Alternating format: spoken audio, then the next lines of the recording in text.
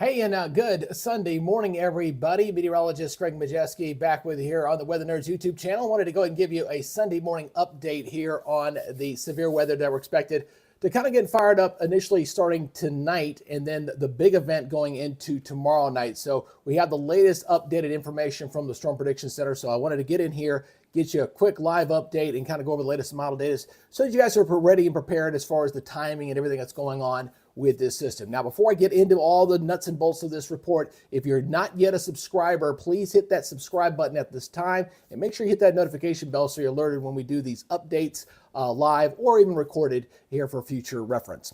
All right, so let's go ahead and take a look at this. We're going to be looking at your day one outlook first. So we've got this initial outbreak here for today.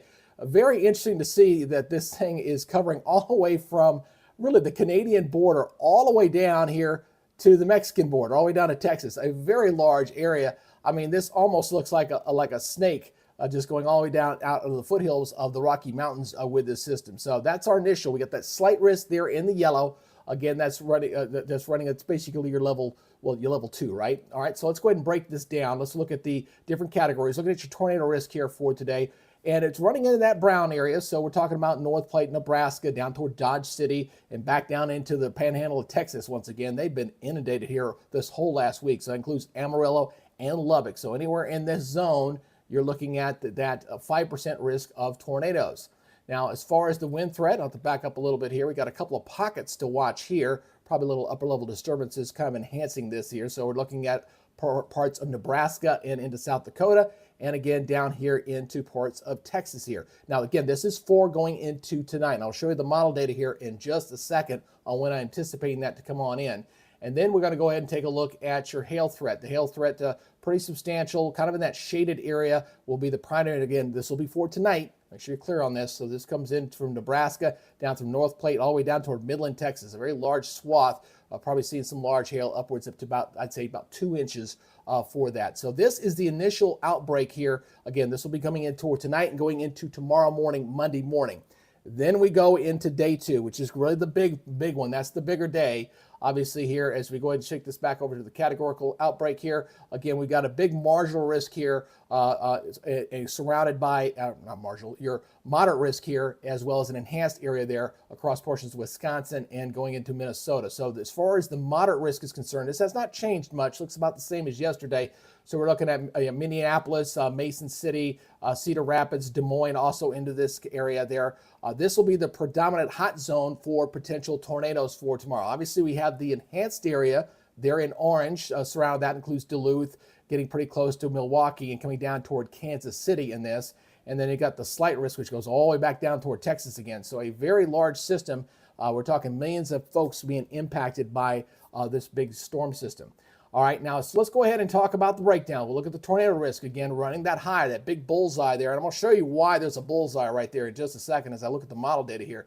So again, we're talking about that moderate risk zone that's running a 15% chance of seeing tornadoes in this zone. I'm thinking an EF2 or above. Could be some potential long track tornadoes with this as well. We've got some pretty decent jet energy above. We've got some pretty decent surface cape. That's energy to feed these thunderstorms for this as this goes on. Again, this is also looking like another nighttime event after like 8 o'clock, 7, 8 o'clock Central Time there across portions of this area going into Monday and into Tuesday morning. Let's look at the wind threat here. Let's look at the wind threat. Obviously, that's going to be a big wind threat area there, running at 30% there. A big chunk of Wisconsin's under the gun on this. A big chunk of a southern portion of Minnesota, as well as a big chunk of Iowa. Also in this includes just north of Des Moines, north of Davenport, near Rockland.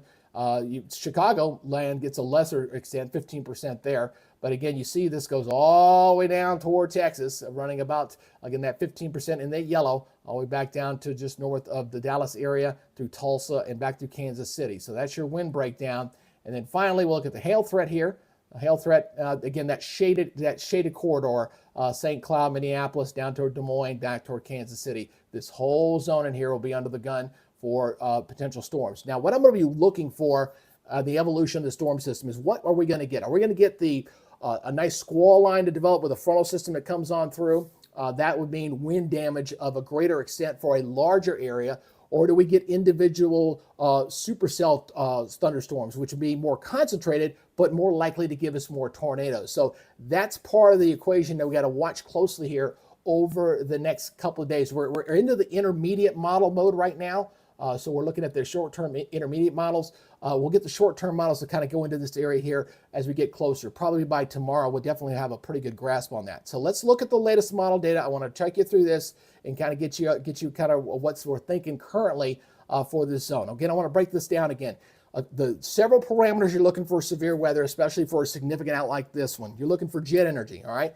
That's one of the boxes that we've checked here. We've got a pretty good jet stream coming in here from the south and west. This is at 9 o'clock at night. You're looking at jet energy here about 100 knots showing up in here. So again, you'll see 101 knots, 101 knots, 95 knots. So we got some very strong jet energy coming in at the upper levels of the atmosphere. All right, then we got some other things we got to look at. We got to look at what we call surface CAPE. This is gasoline. This is fuel, warmth.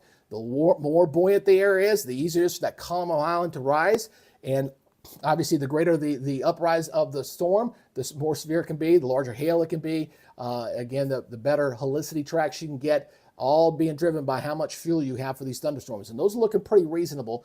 If you look at the little scale up here on the side, they're about 2,500, not too bad for this area in here. So you're looking at 25, 2,800, 2,600, a little bit a little higher down here toward Kansas a little bit, 2,500. This is purple in here, 3,500 in there. So we definitely got some good fuel in here. All right, so we got jet energy, we've got the CAPE that's there, and then we look at the significant tornado parameter. Look at the big bullseye here, right over Iowa, obviously, which is exactly where the Storm Prediction Center put the most significant risk in here. And if I highlight one of these in here, it's showing 3.7. So it's basically right smack in the middle of that scale. You look on the right side there, you see me kind of highlighting it right there. So it's right smack in the middle of that scale for that area. So anyone in this zone, and again, I'll back this up, you kind of see how this thing will kind of progress here as it goes through the evening hours. It'll deteriorate as we go toward 8 o'clock, 9 o'clock, and then it slides into Wisconsin as we go in toward 10, 11. So it's going to be an evening event here with the storms firing up. All right, now let's go ahead and talk about the model data itself. We're looking at the latest NAM here. All right, today's severe weather we're going to watch here, this is at 1 o'clock in the morning as this comes on out. So we're looking basically coming out of the foothills right through here as that energy comes on out. I'm going to back this up a little bit so you can kind of track this once again. Is the surface low is out of the head of the main upper level low. The upper level low is kind of hanging back here. This is the surface low here as this is beginning to eject on out of the Rockies. All right. So let's go ahead and watch this very closely as this comes and moves on out here on your Sunday going into Monday morning, really. So this is be a morning event. That severe weather zone I showed you for today, the snake, that is going to be late tonight and into the morning hours for that initial severe weather that's going to be firing up. So again, those nighttime storms are not. I don't expect a lot of tornadoes with it. There are a few isolated possibly, but not a big outbreak with the initial setup with this. Now, as this moves on out throughout the day going into your Monday, we're going to watch this low starts to track up here. You notice we got the low up here across portions of South Dakota. We've got some very strong jet energy. We got a little bit of a diversion in here, diffluence. That means we got pretty good wind shear in there, good spin in the atmosphere, good helicity with these storms. And then we'll see how this thing begins to develop. Right now, what the NAM is doing with this is it's developing a bit of a squall line. At least it's trying to here coming through this zone right here. So again, what kind of system are we going to? Are we going to get the supercell thunderstorms, or are we going to get a squall line? That's going to be what I'll be watching closely as we get into that short-term model. This is at 9 o'clock at night. You're seeing these hefty thunderstorms here. It doesn't look all that impressive on the model, but trust me, it's there. And I'll go in a little bit closer for you so you can kind of see this. So let me go in a little bit closer here so you can kind of highlight that zone. So this is what we're looking at here going into the evening hours as these storms start to flare up.